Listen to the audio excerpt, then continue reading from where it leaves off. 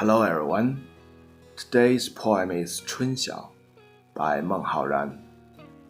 This poem is among the short list of the most popular and most rated Tang poems. In my own thoughts, it's more popular than 静夜思 by 李白, 游子吟 by 孟郊 or by 骆宾王.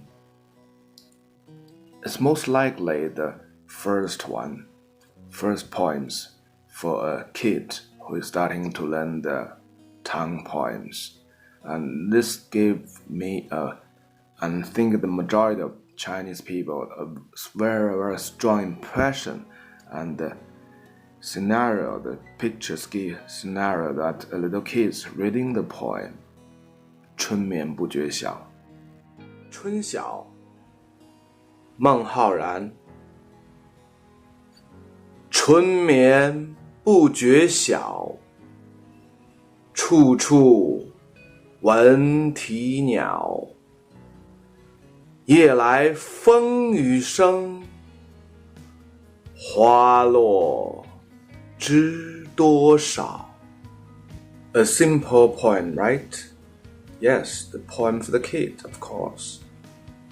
春晓The early morning of the spring, 晓 is the early morning. The sun may not come up yet, but the sky is getting brighter and brighter.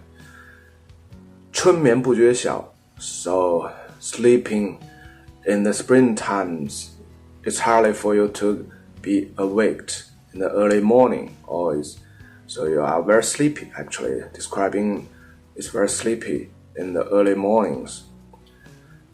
处处闻啼鸟. So the birds singing here and there and everywhere. So actually you're awaked by the bird. So it's a little contrary in the meaning in the first two sentences. It's hard to be awaked in the springtime, but you are awaked by the birds singing. 夜来风雨声. So I was awaked by the birds, and I'm getting a little bit conscious, a little bit by little bit. Wow, I suddenly thought there's wind and rains last night. I was wakened up in the midnight, and I then fall asleep because it's a springtime, so sleepy. 花落知多少. So I'm all waked up now, and I go out of my house, or maybe just push out the windows to see what's the result of the rains and wind. Sounds so a heavy rain, a big wind. Wow, so many flowers fallen. It's hardly to count how many of the flowers fallen on the ground. Meng Haoran and Wang Wei. We had several poems of Wang Wei before. So this too is the leading poets of 山水田园诗. 山水 mountain and river. 田园 the farming fields. So this is a big branch of Tang poems, and these two is the leading poets of this type of Tang poem. 山水田园诗 is deeply rooted to the Dongjin dynasty's poem, which is roughly 300 to 400 years ago before Tang dynasty. The typical poet is Tao Yuanming and Xie An. So they also write the natures about the farming, the peasant's life. But they are totally lead a different life. In Dongjin's time, the political is so corrupted and the country is getting weaker and weaker. So it's a bunch of knowledge people. Actually, they are all upper level peoples. they're so disappointed by the country and by the political affairs, so they just go back to their home, to the countryside, and they drink, they farm, and so of course they write a lot of poems. So that's the origin of this type of poems come out. And until Tang Dynasty, the mid-level people has the access to the political and to the high-ranking positions of the country, as far as you pass the imperial exams, or you can go to the frontier area and join the army to be work as a secretary, and also you are very easily to be get promoted, and then go to the capital city Chang'an to get a higher position. Anyhow, there's too much people compared to the positions, so there's so many people cannot go to the positions as they imagined, and Meng Haoran is one of them, and is going to the imperial exam until his 40s. Before that, he stayed in the farming field or in the countryside, in the city of Xiangyang, a very nice city and a very strategic city in the ancient China, because that's the coal place of the South China. So if you go to the South China from Chang'an, the capital city, you always go to Xiangyang first. So that's his hometown. So he was so-called Meng Xiangyang as well. And in his 50s, he went to the imperial exam and failed. But he was a very, very good friend of Wang Wei. Wang Wei is a close official, very close to the emperor Tang Xuanzong. So there's a story about the three people that Meng Haoran went to Wang Wei's office.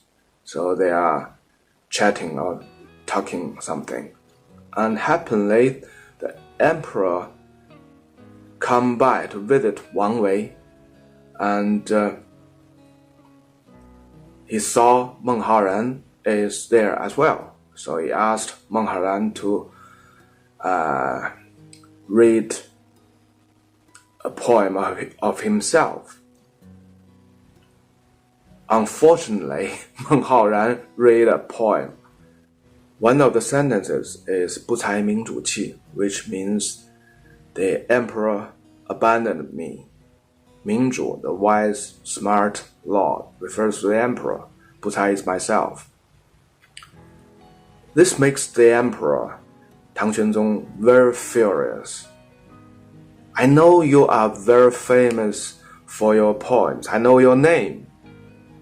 But have you ever tried to talk to me or try to get a position from me? I never heard about that. So how can you say I abandoned you? You never try to approach me. So from this incident afterwards, Meng Haoran forgot all about the career, the political, the position things. So from this point of time, he became a pure 山水田园诗人, the poet for 山水田园诗. But actually, this poem, 春晓, was written in his youth time. This poem was very easily to be read and very easily to be sung in the Tang Dynasty, because there's rhythm for that. And the words is very, very easily to be understand it. That's why it's getting so popular. Anyhow, when your age changes, getting elder, or you have different situation, different feelings on your career or your families, whatever. You can feel something different in these poems. Springtime is a very, very positive season for Chinese. So it's a time to start the work in the fields, or if you have a big project or you want to make a wish, better to start it at the spring season. So spring means a lot, and everything grows very fast. So this poem starts with very positive sense, and it also describes the special feelings about the spring, because it's hard to be awakened. Actually, you should doing the hard jobs, or you should be diligent to do something in the spring times, but actually it's hard to be awake. So in the prime school, in the middle school, the students are kidding to each other. So why you're late today? 春眠不觉晓. So that's very ordinary thinkings. And 处处闻啼鸟, so the birds singing. So all the creatures is booming. So it's very positive. But the second thought totally changed. 夜来风雨声, the second thought. So the wind, rain, could be good things, could be bad things. So I looked out. Wow, the beautiful flowers was totally destroyed, falling on the ground. 千古佳句。我伏在妞妞的耳边轻轻地说，春眠不觉晓。妞妞一听，便一咕噜翻身起床，大声回应道，处处闻啼鸟。她耸了耸肩，眼光转向了别处，支吾着说，大概是春眠不觉晓吧。老人哼了一声，年轻人养成这种晚起的习惯可不好，唐经理还在工厂里等他呢。当然会迟到了，依云模糊地想，每天早上都是春眠不觉晓，还有不迟到之理。卓少华冷冷道，他自然是奉命偷听我们来的了。偷听我们？自然是偷听夜来风雨声来的了。哈哈，人才欲穷千里目，更要写总结。夜来风雨声，总结知多少？哇塞，受得了吗？初一的早晨，出门望去，夜里燃放的烟花鞭炮的碎纸屑，红红的连成一片，洒落在雪白雪白的雪地上，分外鲜艳，分外炫目。夜来风雨声，花落知多少。我和于仲一起从男孩女孩长成男人女人，细细品尝了每一阶段的滋味。